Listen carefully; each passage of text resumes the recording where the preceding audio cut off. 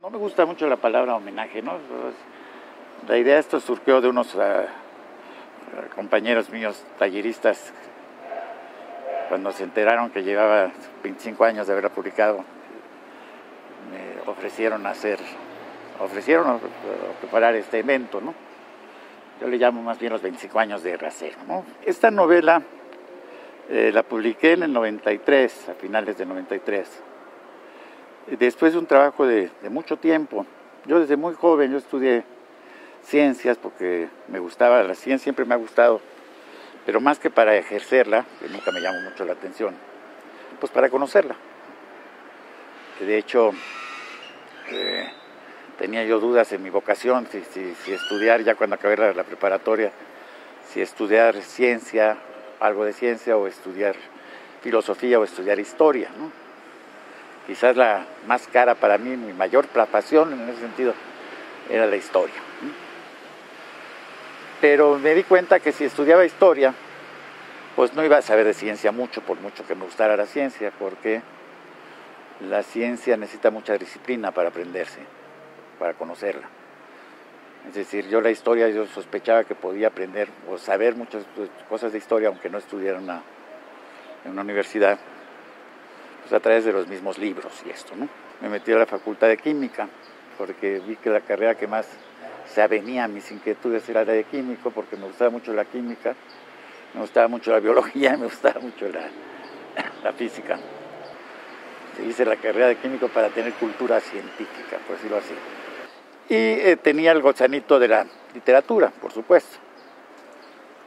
Llevaba mucho tiempo con ganas de escribir, pero no escribía, porque una maestra que tuve en preparatoria me aconsejó que antes de escribir leyera. Yo se me lo tomé muy en serio, puse a leer mucho. Y se lo recomiendo a cualquier chavo o chava que esté interesada en la literatura, que quiera escribir, que se ponga a leer, ¿no? Y entonces, llegó un momento que dije, pues ahora sí ya te van a escribir. Escribí una novela, iba a ser una novela muy simpática, una historia real de un indio huichol que se enloqueció ahí por los 80s, ahí en Jalisco, entre Jalisco y Nayarit. Y lo tenía ya casi acabado, me fui llevando mi tiempo, y se me perdió en un manuscrito. Ya en ese tiempo escribía a toda mano. Fue una mudanza en el 82, algo así, cuando ya nos instalamos en la nueva casa y todo, dije, pues ya llevaba unos meses, la había dejado de escribir porque tenía mucho trabajo. Voy a retomar este proyecto, y cuando voy a retomar este proyecto resulta que se me perdió el cuaderno, nunca apareció. Pero ya después se me metió la idea de escribir una novela, cuando ya estaba muy ansioso, ya tenía ganas de escribir algo, me gustaba mucho el siglo XVIII, ya lo había leído mucho, lo había estudiado, la época, la estética de esa época, la parafernalia de esa época me gustaba mucho. Quizás desde chico me gustaban las películas de piratas y de los peluqueros, las pelucas y los empelucados, en fin. Y una noche, ya con ganas de escribir, estaba medio achispado, también un poco laureano, dije, ya voy a escribir algo, ya, a ver qué se me ocurre. Y se me ocurrió un cuento que era la historia de un personaje calvo que se llamaba Fausto H. Rasero. Así se me ocurrió cuando lo escribí, no sabía de dónde salió ese nombre ni nada. Que era calvo totalmente, tenía los ojos separados y muy profundos, se parecía a Picasso, según ya Picasso de viejo. Y entonces el cuento es que este señor calvo, que se llama Rasero, y que era malagueño, porque Picasso era malagueño, de ahí se me ocurrió. Está en el siglo XVIII, caminando en un carruaje, más bien, con su chofer, y va a ir al Campo Marte. Había cerca del Campo Marte un burdel, entonces él va a ir al burdel. Y en el camino, de pronto, se queda así y le dice al chofer, párese, y se baja del carruaje y dice, ve esto, ve aquí, dice, aquí va a haber una torre de fierro. Le dijo, ¿no? Evidentemente en el siglo XVIII no había torre de fierro. Y un poco más o menos así se acaba el cuento. Para mí ese cuento fue una especie de epifanía, ¿no? Porque me gustó mucho, no el cuento en sí, la idea. Dice, hay un güey que ve el futuro, que es malagueño, que se llama Racero, todas estas cosas me gustaron, que fuera un burdel. Entonces también por aquella época estaba yo leyendo un ensayo extraordinario de un filósofo francés muy conocido, Jean-Paul Sartre. Jean-Paul Sartre ya en su vejez escribió, quizás de sus últimas obras, un ensayo biográfico maravilloso que se llama Fluberto, el idiota de la familia. Y entonces cuando traía lo que me gustó, mi epifanía de Racero, dije, yo voy a escribir una novela inspirado en esta lógica de hacer ver globalmente a un individuo, ¿no? Entonces dije, voy a hacer eso, pero en ficción. O sea, Flaubert existe, mi personaje no existe. Voy a tratar de darle una ambientación a esto, ¿no? Y a la vez lo iba a hacer con sentido del humor. Iba a estar un poquito burlándome de los intelectuales, de todo el rollo intelectual y todo eso, ¿no? Y entonces la idea original era escribir, yo asumirme como un biógrafo, si yo fuera Sartre, y tengo un personaje histórico real que se llama Racero, y lo empecé a escribir. Ahí empezaron a salir cosas que ya conservé a la larga. Empecé a hablar de la infancia de Racero, que resulta que se quedó huérfano de nacimiento, y hago toda una especie de psicoanálisis de por qué el pecho, y hasta que cuando la gitana, eso sale en la novela, lo intenta destetar, habla. Su primera palabra fue teta, pero lo escribí en ironía, y avancé, sobre todo esta parte ya la había escrito. Pero luego ya no me gustó, dije, no me gusta hacerlo de ironía, la ironía cansa muy rápido, ¿no? Entonces, fijado que casi todas las novelas irónicas, sarcásticas, son cortas. Entonces dije, no, yo mismo dije, no, da para más lo que yo traigo acá. Como broma está bien, pero no.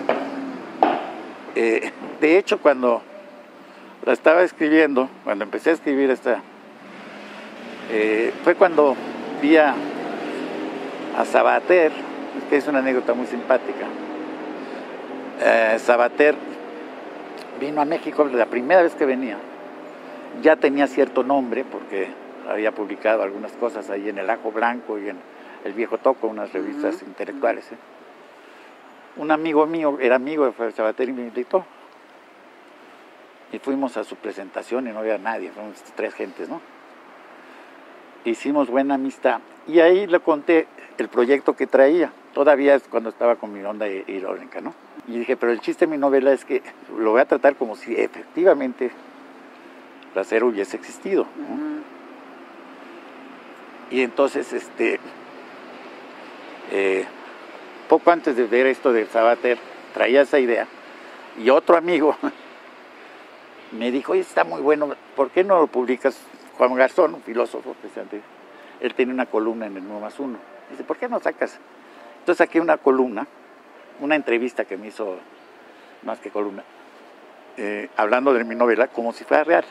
Okay. Estoy hablando de un filósofo del siglo XVIII, muy poco conocido, muy brillante, porque fue un cuate, era muy amigo de los enciclopedistas, conoció al doctor Guillotín, a todos los conocía.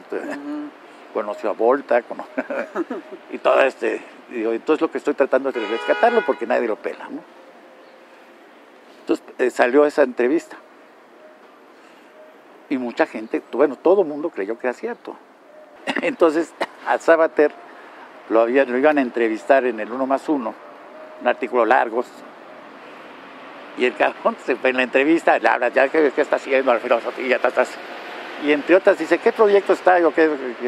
Dice, por cierto, hay un filósofo español que no lo conocemos en España, y en México lo vengo a conocer, Racero, que era un tipo excepcional, que lo escribió en la entrevista, tampoco nadie puso en duda que existiera, ¿no? Y ya cuando quise escribir, cuando quise cambiar el tema, ya quitarle lo irónico y todo, dije, no, esto va a ser una cosa seria.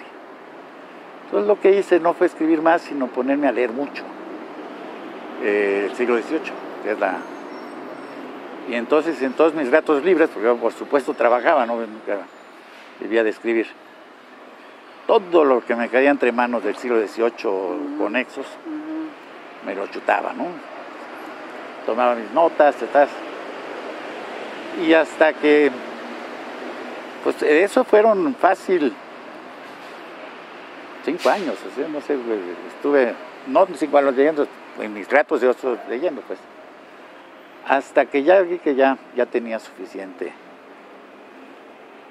Tenía ya iba cerca de los 30, de los 40, estaba medio en crisis. Dije, yo o escribo esto antes de los 40 o nunca escribo. Y renuncié a mi trabajo, o sea, todo, porque mi mujer se echó el torito de mantenerme, porque ella era ceramista. Yo la estuve manteniendo muchos años a ella. Cuando se perfeccionó en su oficio, se dedicó a vender cerámica. Y yo dejé todo. Me puse a escribir, que era un sueño que tenía desde los 15 años. No dedicarme más que a escribir, al dulce placer de la literatura. Y entonces empecé a escribir. Y me la eché. Estuve prácticamente 3 años sin parar. Una vez hice una pausa porque se me fue la inspiración. La muerte me creó muchos problemas. Me empezó a entrar la onda de que ya por fin estoy haciendo lo que quiero y me va a morir. Precisamente cuando estuve en ese atorón, un amigo, Ángel Miquel, muy querido, lo conoces, estaba leyendo mis avances, ¿no? Es mi primer lector. Bueno, él y mi mujer, por supuesto.